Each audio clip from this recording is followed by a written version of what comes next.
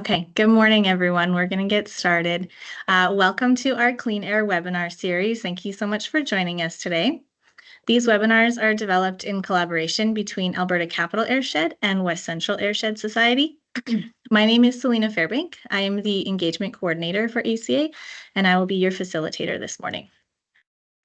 Today's webinar is titled Gametime or Downtime, Navigating Air Quality in Outdoor Sports and Recreation. Air quality can make or break an athlete's performance, but how do we know when it's safe for us or our children to play? Today's webinar will explore the impact of wildfire smoke and air pollution on exercise and athletic performance, the importance of modifying training during poor air quality events, and provide resources and tips for athletes and sports organizations navigating air quality concerns.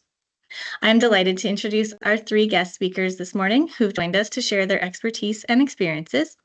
First, we will hear from Dr. Michael Koehle, a professor in both the School of Kinesiology and the Faculty of Medicine at the University of British Columbia.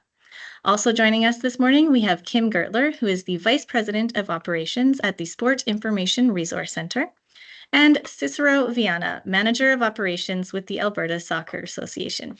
Thank you three for joining us this morning. Before we begin our presentations, I'd like to share some information about Alberta Capital Airshed and West Central Airshed Society. These not-for-profit multi-stakeholder organizations are responsible for monitoring outdoor air quality in our respective regions. The data collected from our continuous monitoring stations is publicly reported and used to calculate the Air Quality Health Index, or AQHI, for many different communities. Additionally, we manage an extensive network of microsensors which bring air monitoring to a local level. You will hear more about both the AQHI and microsensors from our speakers today and how they are used in their practices. To promote air quality awareness and address local concerns, ACA and WestCast offer outreach and educational opportunities, including this webinar series. To learn more and to listen to past recordings, visit our websites www.capitalairshed.ca or wcas.ca. I'd like to take a moment to acknowledge that Alberta Capital Airshed is located on Treaty 6 territory and West Central Airshed Society is on Treaty 6 and 8 territories, the traditional and ancestral territory of many First Nations, including the Cree, Dene, Blackfoot, Saulteaux, and Nakota Sioux. We acknowledge that this territory is home to the Métis Nation of Alberta. We acknowledge our part in treaty by being thoughtful about the air we breathe and how we can work together to ensure it is healthy and life-giving for our Earth, the current generation, and for many generations to come. I invite you to take a moment to consider the land and air from which you join us today. We'll quickly go over some housekeeping for today's webinar. It will last for approximately 60 minutes. Each panelist will do a short presentation, and then we will open the floor to your questions. You can enter your question anytime using the Q&A feature, and we will answer them following the presentations. The webinar is being recorded, and the recording link will be distributed to all those who registered within the coming days and also available on our website. We will also add any links to resources that are discussed today on the webinar webpage. Please feel free to share the recording with anyone who may be interested. With that, on to our first presentation. A warm welcome to Dr. Michael Koehle. Michael is the Director of Sport and Exercise Medicine at the University of British Columbia. He is a professor in both the School of Kinesiology and the Faculty of Medicine at UBC. His research focuses on the interaction between the human body and its environment, specifically how the body is affected by environmental stresses such as high altitude, heat, and air pollution. He practices medicine at the UBC Sport and Exercise Medicine Center. His research program combines exercise and environmental physiology, ranging from basic mechanistic research to clinical field studies in remote environments and applied research for high-performance sport. Key research areas include high-altitude medicine and physiology, and the physiology of exercise in polluted air. Thank you for joining us today, Michael. Oh, thanks so much, Selena, and thanks to the everyone for coming and joining us. So in the next 10 minutes, I'm going to talk a little bit about sort of background in terms of air quality and physical activity and sport. And so it's no surprise that air pollution is bad for our health, and it affects our health in a number of ways and across a number of systems. And some of the key important ones is, first of all, it increases mortality, but also things like heart attacks and stroke, chronic obstructive pulmonary disease like emphysema, lung cancer, and then a couple other ones that you may have not have thought about is like type 2 diabetes is increased in terms of incidence and severity with air pollution, as well as cognition is affected. So things like dementia, your risk of dementia goes up with long-standing exposure to air pollution. We're here to talk about sport and exercise today. And so why is that different? And the reason is that when we're exercising or playing Michael, sport, I'm so sorry to yeah. interrupt you, but we're not seeing your presentation. Oh, silly me. Let's Thank try you that very again. much. Let me know. Can you see it yet? Not yet, no. Okay.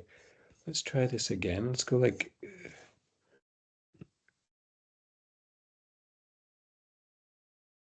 Oh, we were seeing it. Now we're seeing there we go. Yep. okay, Thank great. you. So you didn't miss much. So in terms of exercise, it increases your metabolic rate, and so your needs for oxygen go up, so you breathe more. And so on the top here, we have an increase in ventilation or the amount that you're breathing. So you can imagine that increases the dose of pollution that's getting into your body. And when you're exercising harder, you'll breathe less through your nose and more through your mouth. And so the nose has a natural filtration ability and humidification ability. And so that gets bypassed a little bit. So some of the filtration of the air pollution is decreased. And then when you're exercising, you're taking bigger breaths. So the pollution can get deeper into the lungs during exercise than during rest. And then the last thing is that the blood flow to your lungs is more during exercise. And so the ability for gases like carbon monoxide or ozone to get from your lungs into your bloodstream is increased during exercise. So for all these reasons, during exercise or sport, we have an increase in potential for at least dose and maybe the effects of air pollution. So I'm going to talk a little bit about what makes up air pollution. I always like to talk about it as a recipe because air pollution can be very different on different days or different times of day or different seasons or different locations. And so what air pollution is it really is a recipe. It's a mix of gases and particles. So some of the gases you might hear about are ozone or nitrogen dioxide or carbon monoxide. And those are mixed in various concentrations depending on the sources of pollution in the weather. And then there'll be particles. And these can be liquid or solid particles, things like dust or heavy metals, or when we're talking about wildfires, soot or black carbon particles, or even pollen can be part of that. And so the recipe of air pollution changes. And when we're talking about the health effects of air pollution, it really depends on the recipe. So in Western Canada, we have two main recipes. Wildfires we have during the summer, unfortunately, and they're very heavy in particles. Think of that black carbon or that soot that I was talking about. But the other thing that we have in Western Canada as well is that we have these heat waves and heat domes. And during a heat dome or a heat wave, we have very high levels of ozone, which is a gas that is very irritating to the lungs. And that's caused by a combination of the sunlight and the heat reacting on other gases in the air. And so those are the two main recipes that we have to deal with during the summer in Alberta and Western Canada, and that's sort of what we'll talk about. So in terms of health effects of air pollution and exercise, I'm going to talk about chronic effects or long-term effects, meaning when you're exposed to air pollution for years and you're an active person and you're participating in sport or exercise. And then I'll talk later about acute effects.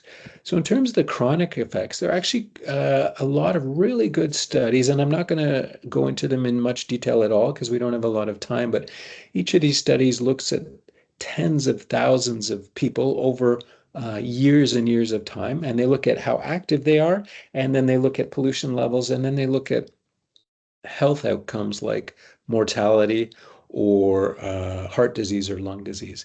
And what they show is that for people that are regularly active, doing sport or physical activity, the the air pollution, higher levels of air pollution have negative effects on health that we know, But in especially low and moderate and even a little bit higher than that levels of air pollution, the positive effects of physical activity on health persist. So what that means is if you're living in a polluted city, even if it's you're living close to downtown, by staying active, you're actually still getting health benefits. When we're talking about the extreme situations like wildfires here on the right, or in Australia, they have bushfires, and in Asia, the equivalent would be it's called transboundary haze. Those are very severe levels. And we just don't have any data on the sort of interaction between exercise and health. But we just assume that because the levels are so extreme that we need to take extra precautions and be very careful around exercise in that situation. Fortunately, in Western Canada, we only have these severe events, for a couple of weeks at a time. So it's not chronic all the time. Now, when we talk about acute effects, that means how do you feel while you're exercising in the air pollution? This is one of the things that we can study in our lab. And so I'm going to divide that by ozone, so what we have on those heat waves and during the heat domes in the summer. And then I'll talk about the heavy particle matter pollution after that. So in terms of ozone, it's very clear when people are exercising in ozone, they have more symptoms. They feel chest tightness, they will cough more. If we measure their lung function, it's worse. And then even if we look at their exercise performance, it's worse while they're exercising in ozone. And typically they will have symptoms during exercise, but also for a few hours afterwards. That's only at the very high levels of ozone that you'd see at a very sort of bad day in a heat wave. In terms of particulate matter, so the particles in the air, we don't feel it so much while we're exercising. And so when we do a lot of studies and expose people to very high levels of particulate matter, it doesn't really change how they feel. But that doesn't mean that particulate matter isn't bad for you. It's just that the effects are over the long term and not while you're doing it. And so I just want to make sure that I'm not saying that air pollution is not bad for you and not good for you. Now, more recently, there's been some research, it's quite preliminary, that also shows, in addition to the health effects we were talking about, there's also effects on skill and coordination. So in sports like baseball and American football, people make more errors. And then in soccer, we actually measured skill with sort of coordination tests during soccer and did show some evidence that that is affected as well. So we have sort of symptom effects, performance effects, and also skill effects during air pollution. So what do we do about it? I'm going to spend the last couple of minutes just talking about some strategies that we can do. And so one of the things is monitoring air pollution levels. And in the subsequent presentations, we're going to hear a bit more about things like air quality health index and tools like that. And that's very helpful. The other thing to pay attention to is forecasts as well. And so there's good resources that give you what an indication of what pollution is going to be like in the next day or two as well. And sometimes if you have the flexibility in terms of your exercise or sport, you can actually choose to exercise at a time where it's lower air pollution. We'll talk about that in a second. The other thing is location. If you can distance yourself from a source of air pollution, you can often reduce your exposure to that, especially when we're talking about sources of pollution like industrial sites or roads. So if we look here, this is a map of Portland, Oregon, and the bright red and black areas, those are busy traffic sites. And you can see that the air quality, the dark red and black, is very bad around the traffic sites. But very quickly, as you get away from those sites, it drops off. And so that's another thing. If you have the ability to adjust or moderate the location of your exercise, then it can make a big difference. So things like if you're having a boot camp in a park, if you're closer to the center of the park, the air quality is actually measurably better than at the edge by the road. So little things like that can sometimes be helpful. The other thing is time of day especially can be really important. And that's another reason to monitor the current pollution levels and the forecasts. Because if we look here, on the left, we have ozone pollution here. And on the x-axis, we have time of day. And we can see that ozone levels, remember, they're really affected by the sun. Our ozone levels are really low early in the morning and then in the nighttime. And so if with your sport or your activity, you're able to schedule it at those times, especially during a high ozone time, you're going to have lower levels than in the middle of the afternoon. Then on the right here, we have a similar graph, but for particulate matter. And we see that particulate matter levels are low in the morning as well. And they also seem to dip in the late afternoon as well. Generally, during a wildfire event, these changes aren't so much, but there are changes within a day during a wildfire event affected by things like wind and weather and stuff like that. And so there may be windows in the day when the air quality is much better and much worse. Okay. The other thing that we sometimes like to do is move exercise inside, and sometimes that can be a good idea or a good strategy, especially if you can move it inside to a place that has good air filtration and maybe even air conditioning that has some filtering in that. In Alberta, that's much more common than in British Columbia, where I normally am. And so if you have access to that, that's quite good. You need to be aware of indoor sources of air pollution as well. And so things like Zambonis or wax from candles or wax from waxing skis or other sorts of combustion indoors can be a significant source. So indoors is often better, but it's often good to sort of make sure and think about sources and filtration.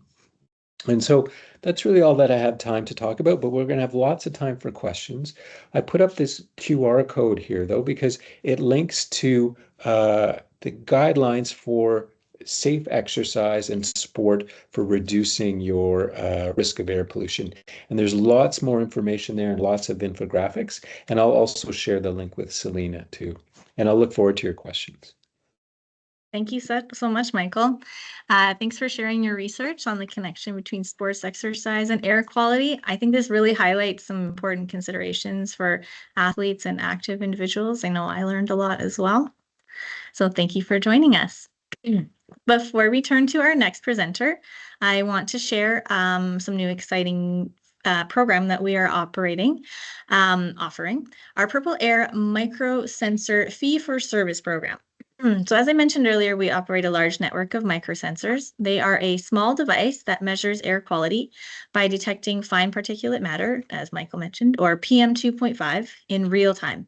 So these sensors provide localized, continuous data. They help communities, businesses, and sports organizations to make informed decisions about air quality and outdoor activities. So if you participate in this program, you will receive a Purple Air sensor and power supply, professional installation by an airshed technician, troubleshooting and warranty support, as well as access to real-time live data displayed on our airshed maps and more. So microsensors can help provide local air quality insights. We will also hear more from Cicero about how the Alberta Soccer Association uses microsensor monitoring data in their air quality guidelines. So if this fee-for-service program is of interest to you, please contact us to learn more. We will also add the link to our information on the webinar webpage. With that, let's turn to our next presenter, Kim Gurtler.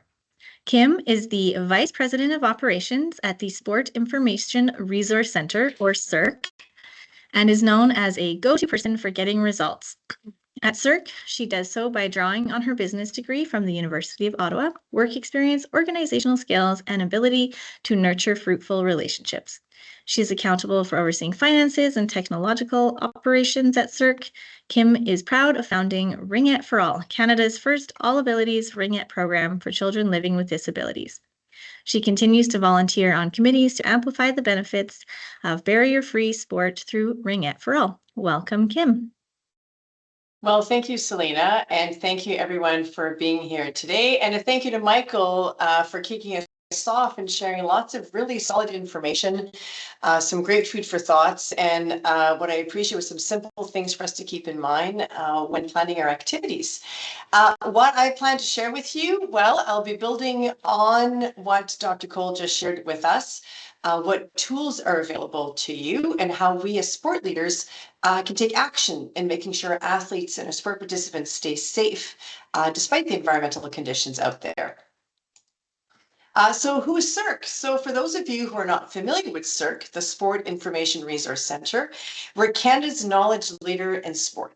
Our role is to help sport organizations make informed decisions by sharing credible research and insights. And how we do that is we work with researchers from across the country. We translate the research into bite-sized pieces that our sport leaders can then take in action. And we work for and with the Canadian sports sector at all levels, from our national sport teams, like our Team Canada's, our provincial territorial sport organizations, as well as our community organizations. And that is exactly what we've done with our partnership with Health Canada on this particular topic. So Dr. Michael just shared a bunch of information with us about what air pollution is, and it's clear to see that it's not just a big city problem, and it doesn't always come from obvious sources. We're obviously seeing in Alberta the growing impacts of wildfires, and there's also other environmental events that can create sudden and serious air quality concerns. And I did a quick Google before we started, and I don't know if you guys realize, but there was over 1,000 forest fires in Alberta. So this is a very important topic for us to really pay attention to when it comes to our athletes' safety. And again, Dr. Michael went through all of the health effects, but just to summarize a little bit, or just to bring attention to the fact that air pollution doesn't just irritate our lungs or our throats, it can be quite serious. And even at levels that people might think are okay or not a big deal, it can actually increase the risk of heart disease, asthma, and early death in some cases. Now, this matters to sport leaders because our participants are exposed because of their intensity due to activity levels. So it's really important for us as sport leaders to understand the risks and what we can do about it. Now, who's at greatest risk of this? Again, Dr. Michael did touch this, but basically it's active people, especially children and youth in sport, as well as your older adults. That population is at a higher risk. Their breathing rate increases, meaning they pull in more air and more pollutants. Now, this makes our athletes particularly vulnerable, and it means coaches and sport leaders have a duty to stay informed and make smart decisions. And thankfully, we have the AQHI, the Air Quality Health Index. It's really your go-to tool. It's a simple scale, a 1 to 10 scale, that gives you a sense of how safe it is to be active outside in real time. And it's available across the country. And all you need to do is you can either add air quality AQHI in your Google search bar, or you can go directly to the Environment Canada site, which is weather.gc.ca/air quality. And in there, you can add your postal code, your address, the location of the sport field you'll be playing at, and it will give you an up-to-date indication of what the air quality is like in your area. And then the gradient at the bottom is also explained on the website as to what you need to do if, for example, your AQHI in your region is a 6. These are recommendations, and you may want to become familiar with them before your sports season starts. Now, in order to help our sport leaders gain confidence in making those decisions, we partnered with Health Canada to make this topic more accessible and easier to understand by all sport leaders at all levels. Now, what the output of our partnership ended up creating an online learning module that now lives in the Coaching Association of Canada, the CAC's locker. Now, if you are a coach, you likely have an NCCP number that gives you access to the locker. And in the locker, you will find tons of amazing training for coaches. Most of them are available at no charge, and some do have a charge associated with it, from safe sport to air quality to creating inclusive environments for sport participation. So the locker is really a great spot for this module because it's really meant to help coaches and trainers make the right decisions. Along with the e-learning module, we also created a series of info cards and infographics that make the AQHI scale easy to understand, that make the action linked to the rates easy to understand, and are meant to be carried around or available on your telephone just with a click. The other thing was, just to give you a bit more context, as in everything else that we do at SIRC, for every resource we create, our research team does a deep dive into the science. So this was no different for this project. We connected with researchers in the environment space, and we created resources that shared simple best practices. These aren't just communication or awareness pieces. Do know that they are grounded in real evidence with input from air quality experts from across the country. And in addition to the education, because education is one thing, but the other thing that's really important for sport leaders is the need for policies to help support the coaches, the officials, the parents, and or the athletes to be able to act decisively and consistently.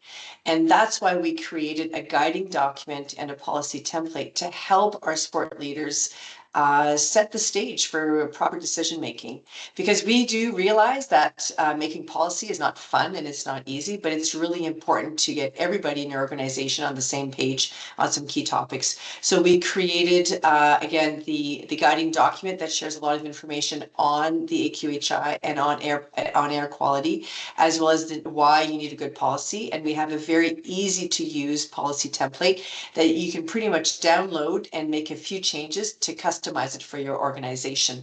And that way, everybody on your team or on your staff or in your organization have an easy go-to document that they can refer to help them when they have to make that decision.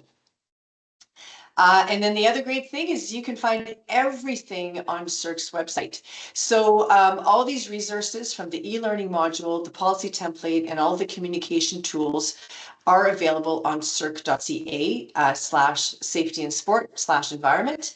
SIRC creates resources on many different topics, but I have to say this is one section on the website that was visited many times last year over the forest fire season or period that we had. So please feel free to go have a look.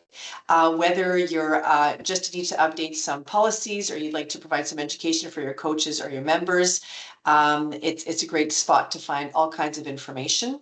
And again, if you can't find the information you're looking for, please just send us an email. We are easy to find. We're at info@circ.ca, and you can also find us on Instagram, on LinkedIn, and X, and our handles are on that slide.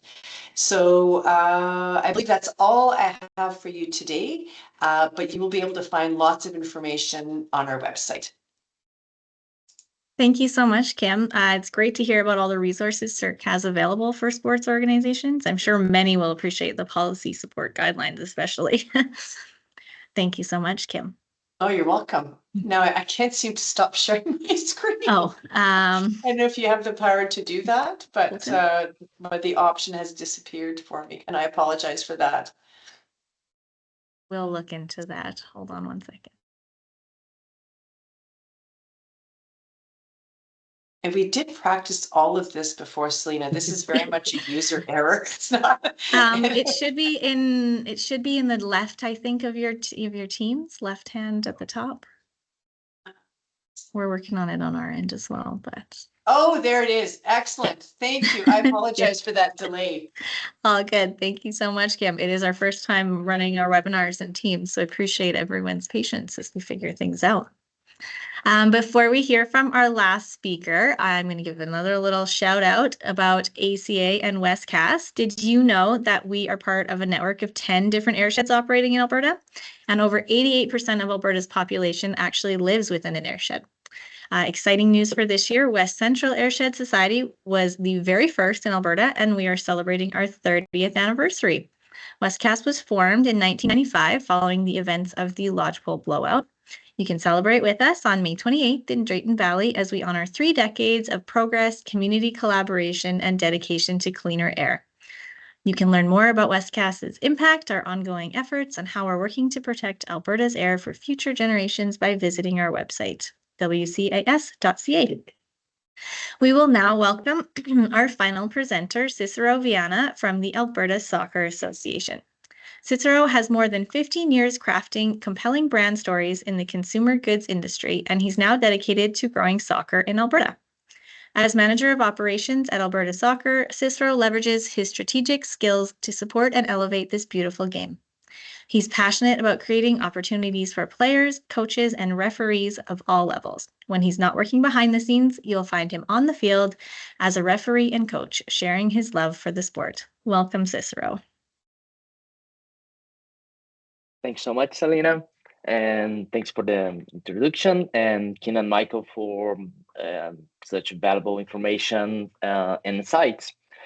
Yes, as Selena mentioned, I will talk about Cicero, we also can't see your presentation. Sorry. Oh, sorry. Thank you.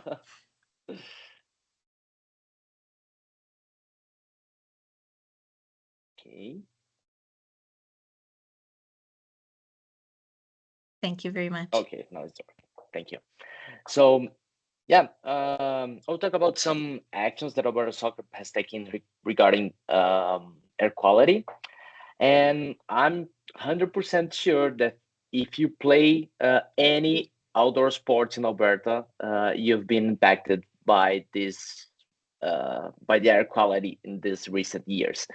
And if you play soccer, you probably had a few games canceled in the recent years. Definitely, it's something it's our environment, so it happen all the time. So why air quality matters in soccer? I won't got into much details over here because you already have it with Ken and Michael, but soccer is a high exposure outdoor sport. Children's elite athletes and those with asthma and whatever.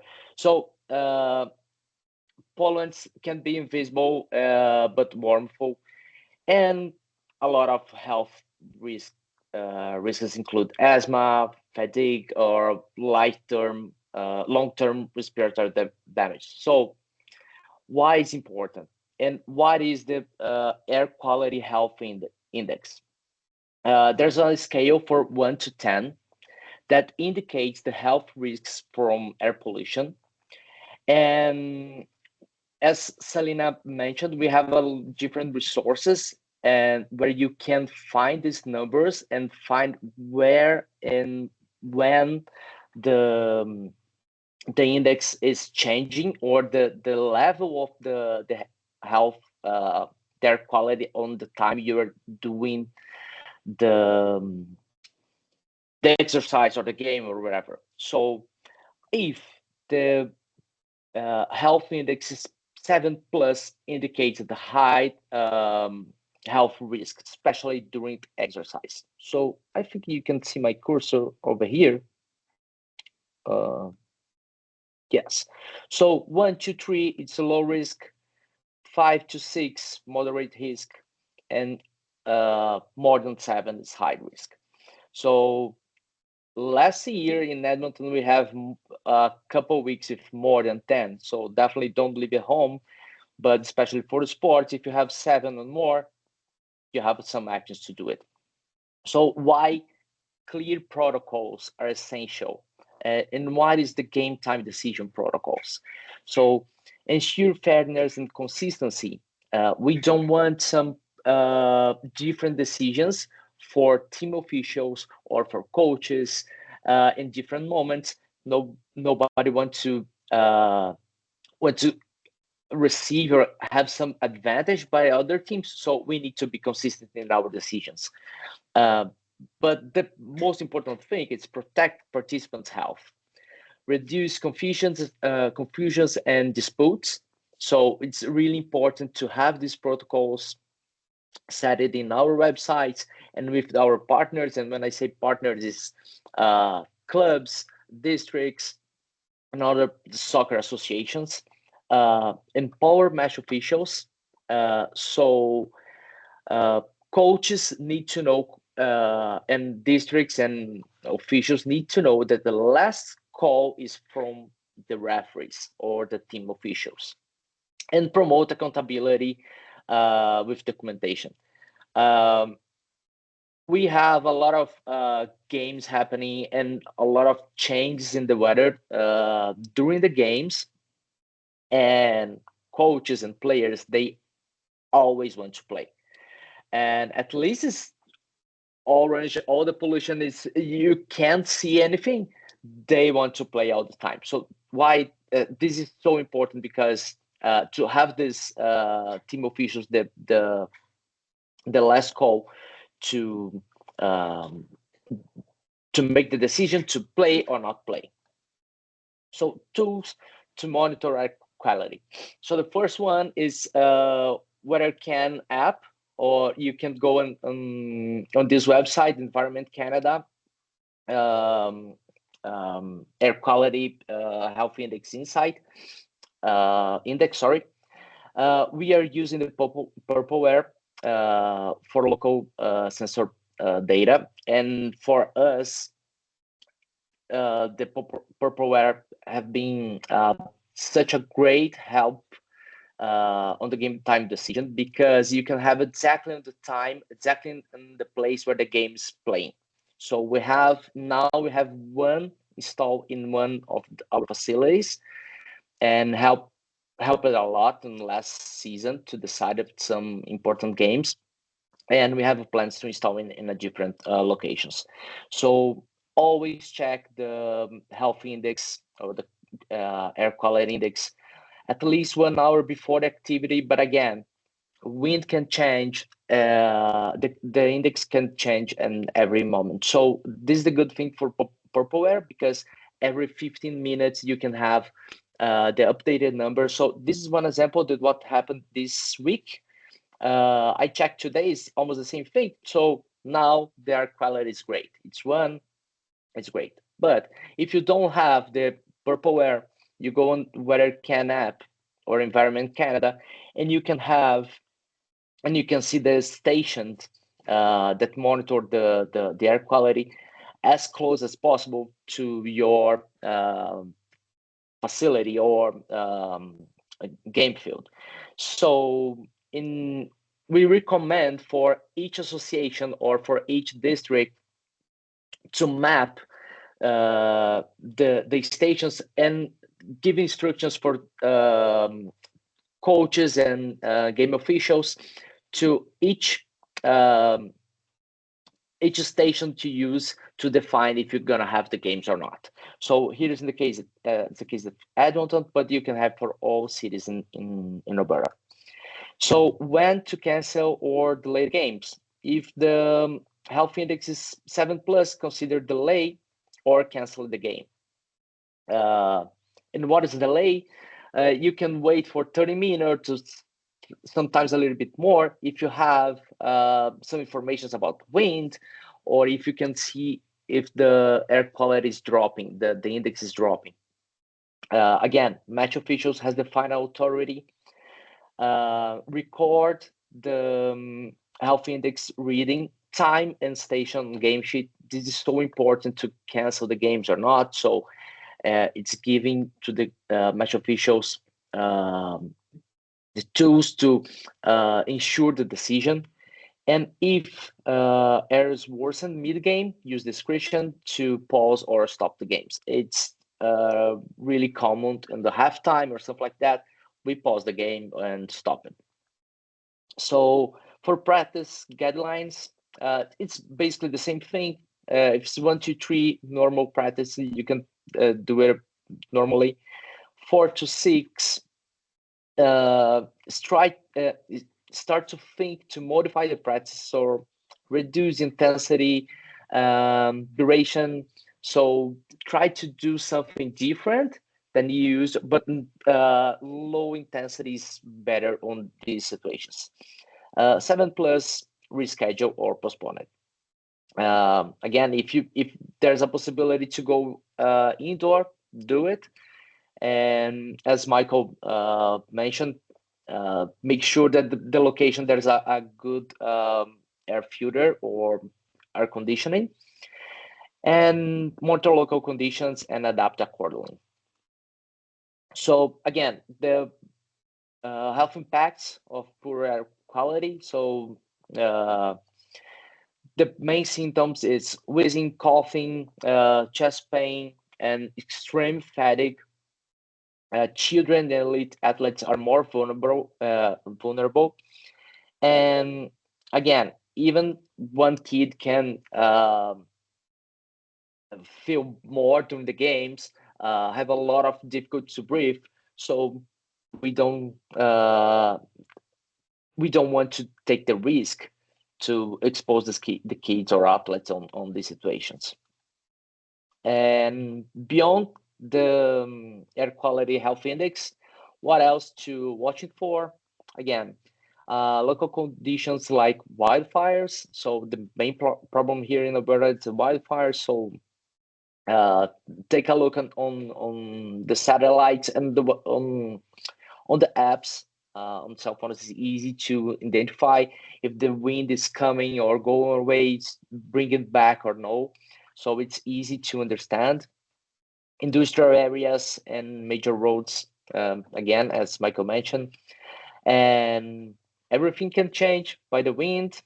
And again, we really recommend to use the Purpleware for hyperlocal monitoring. So if you have a facility, you used to play on this facility all the time, we really recommend to have a Purpleware to have a most accurate index. And education and awareness. So educate coaches, players, and officials. Promote the use of the AQHI, the air quality health index tools. Integrate air safety in coaching courses. It's something that we are doing here, and not just in the coaching courses, but for the referee courses as well. And encourage open communication about health concerns. So again, coaches will always want to play. Kids will always want to play. So they need to know exactly the concerns and the problems to keep playing. So the key takeaways from so far is always monitor the index before outdoor activities. If 7+ is high risk, adjust or reschedule or cancel. Use the tools Purpleware whether can, and document decisions for accountability.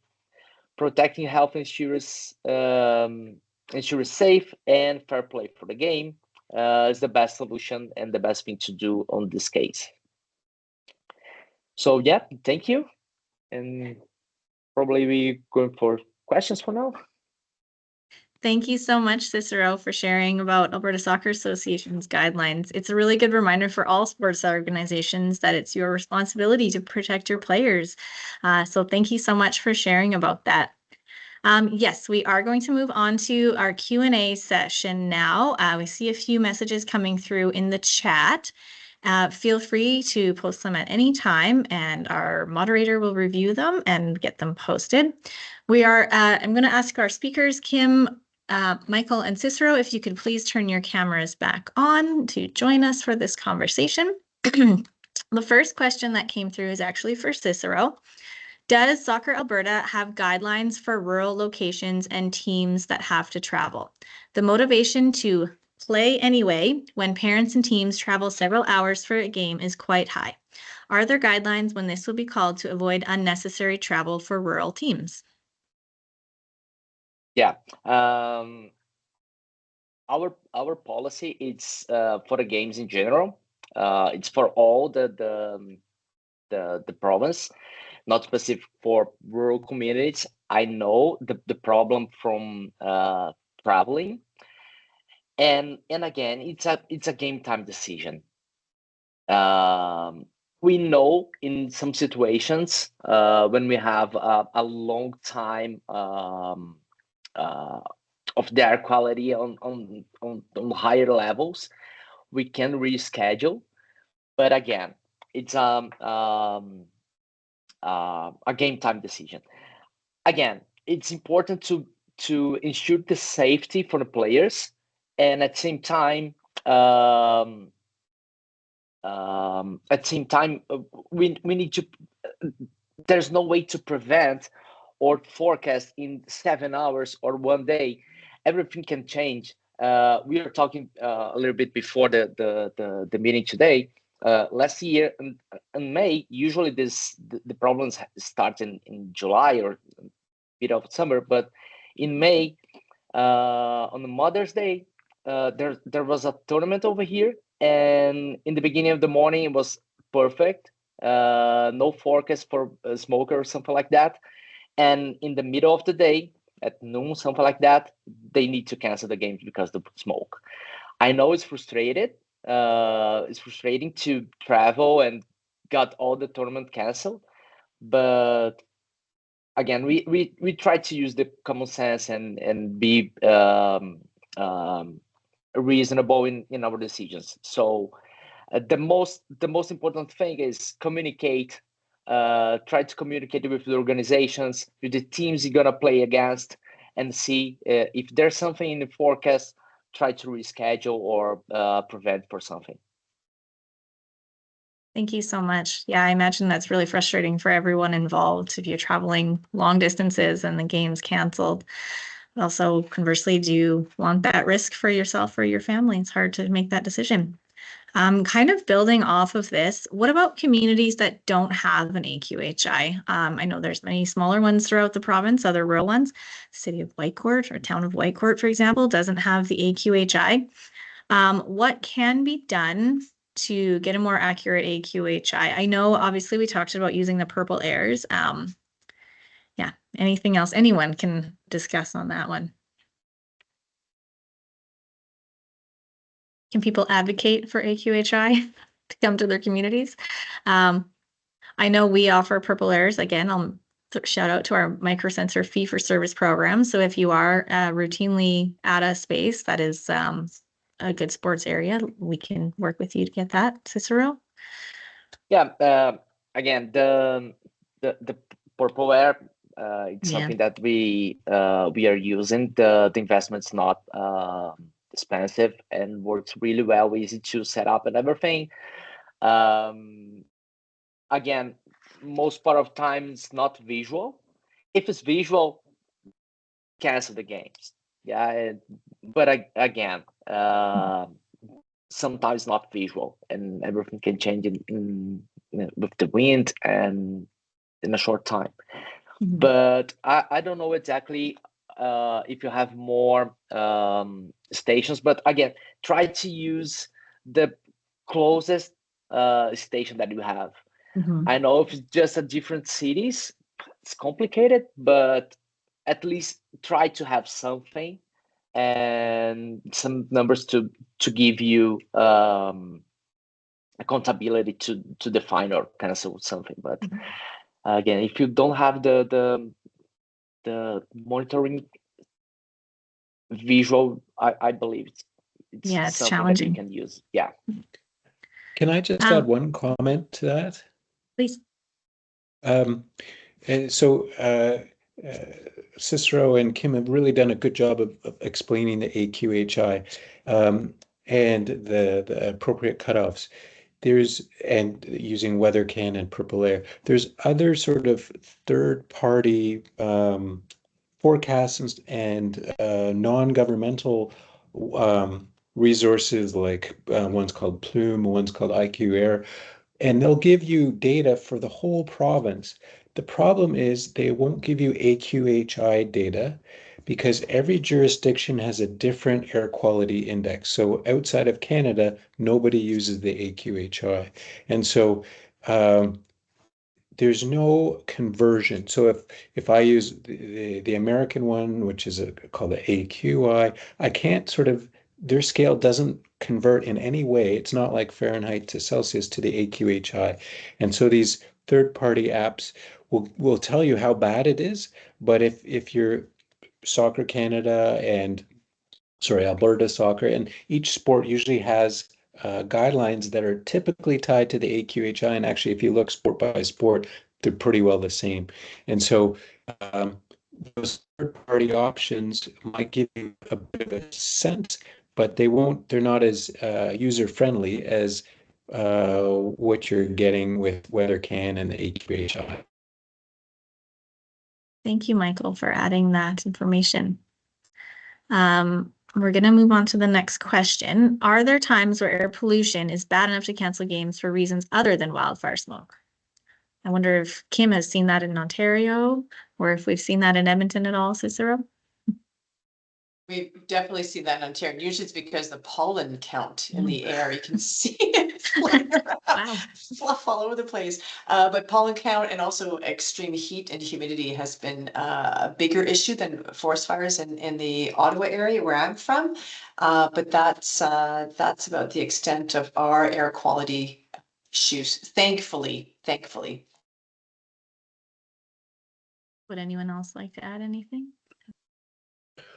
Just a comment, the AQHI takes into account all pollutants. And so in a situation where the ozone is so high to make the AQHI in a dangerous level, that could happen. But as Kim says, when ozone levels are high, temperatures and humidity are also extremely high.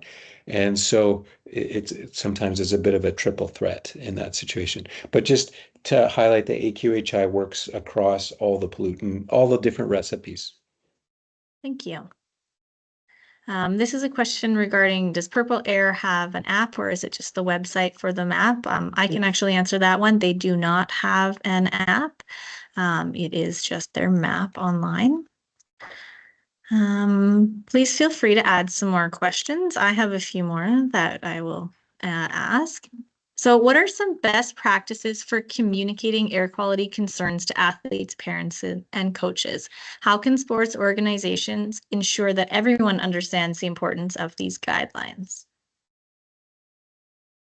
I can speak just quickly to that, and I'm sure Cicero will have more to add to it. But what we tend to recommend our sport organizations is that make it part of your team kickoff meetings. Like, right as the season begins, these are the policies we use. These are the guidelines we'll be using to inform our decisions. And that way everybody's on the same page at the very beginning of the season, whether it's for your safety and sport protocols, your concussion protocols, air quality protocols should be launched at the very beginning of the season, and with everyone, with the athletes, the coaches, and the parents. And it might be interesting to share also some of those resources with the organization that manages the officials for your sport in your area. Also, another great way to share this information is through your team or your association's social channels, Facebook and Instagram.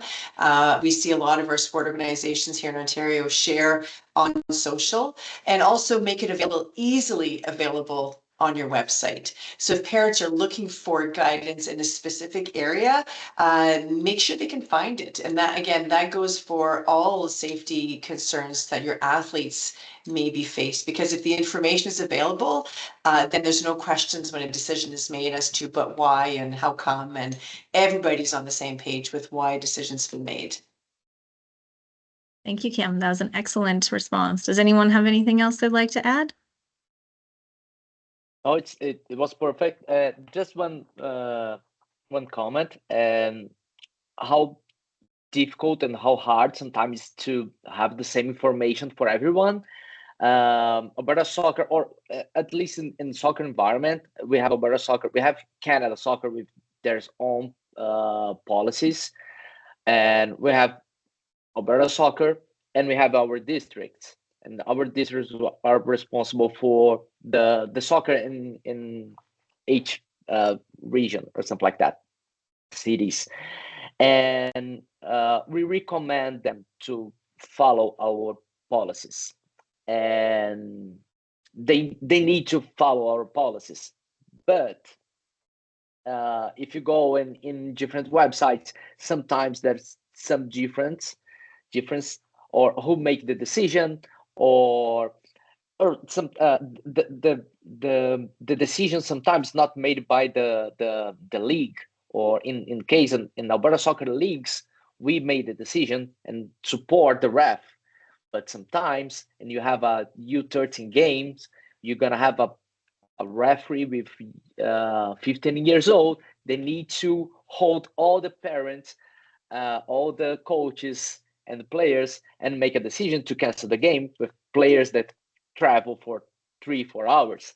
So it's hard to give the power or empower these kids or the referees to make the decision. So our recommendation is always follow the policies and have this communication and try to we are trying to in our courses and clinics to give all the information need for referees, coaches, and clubs and districts to have the standard information. Thank you, Cicero. That's a really good point, and actually brings it up, and it's brought up in the next question. We've kind of maybe answered it. Are you seeing pushback from parents and players saying it's not that bad, we need to play, it's a short season, when the AQHI is high? So it sounds like you are, and referees are having to deal with that, and that must be stressful for them too. This question is actually for me. Do purple airs report the AQHI like airshed stations do? So when you go to the purple air map, and Cicero showed a screenshot of it, it was showing the colors and numbers of the air quality health index. It is actually only using one parameter, fine particulate matter, PM 2.5, whereas the air quality health index, as Michael mentioned, uses fine particulate matter, nitrogen dioxide, and ozone. So it is different. It is using